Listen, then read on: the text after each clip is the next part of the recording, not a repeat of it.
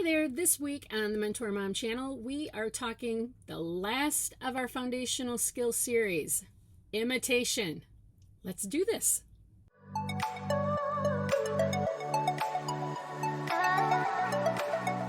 All right, imitation, our final step in our stairwell to getting children to words. So I had read somewhere that about 85% of children who have language delays struggle with imitation, and that number does not surprise me.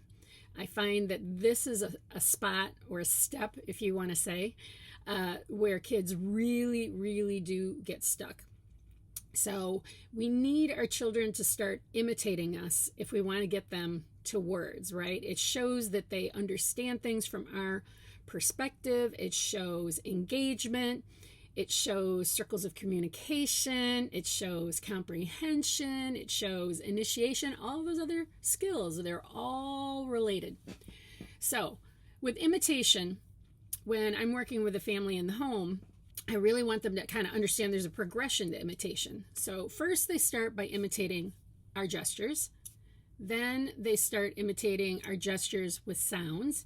And then usually the last step of the sequence is that they start to imitate our gestures with the words that we're pairing with it, right? So we want to have children imitating our actions and our sounds and our words about 75% of the time over the course of several weeks. Usually that shows that the skill then is pretty ingrained. And I find that if we have little ones imitating at least 75% of the time consistently, then those are usually the kiddos that kind of take off and hit the road and start getting those words in place. Language is like a light that's on a dimmer switch. Some kids it's turned way down, some kids it's turned way up.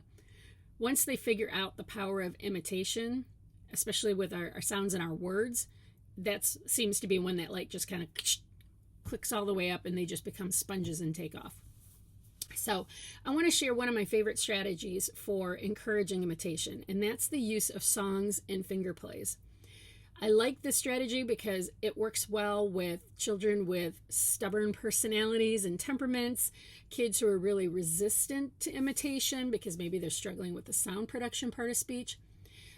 There's something super powerful about music. It lights up every area of the brain. So my biggest tip in order to try to get little ones imitating would be to incorporate just one song or finger play into a daily routine. Maybe it's bath time, maybe it's meals and snacks, maybe it's when you get dressed or when you're getting in the car, but pair some song or finger play with that particular activity and try to make it a short one. They have limited engagement, or I should say interest and focus.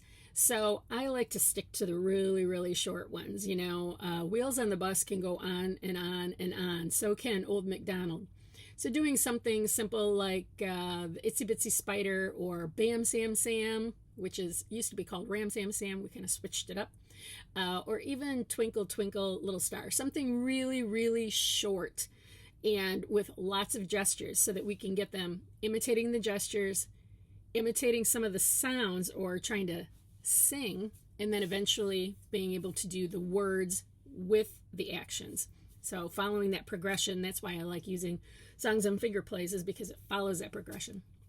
So get your child imitating by incorporating some music into your day. And next week, we are going to be moving on and talking other things that we need to consider when looking at toddler language development. Make sure that you subscribe below to my YouTube channel so that you get notifications on all of my new videos. And also be sure to subscribe to my newsletter because I've got all sorts of great things coming here in the next couple of weeks. All right. Thanks so much, and let's get those toddlers talking. See y'all next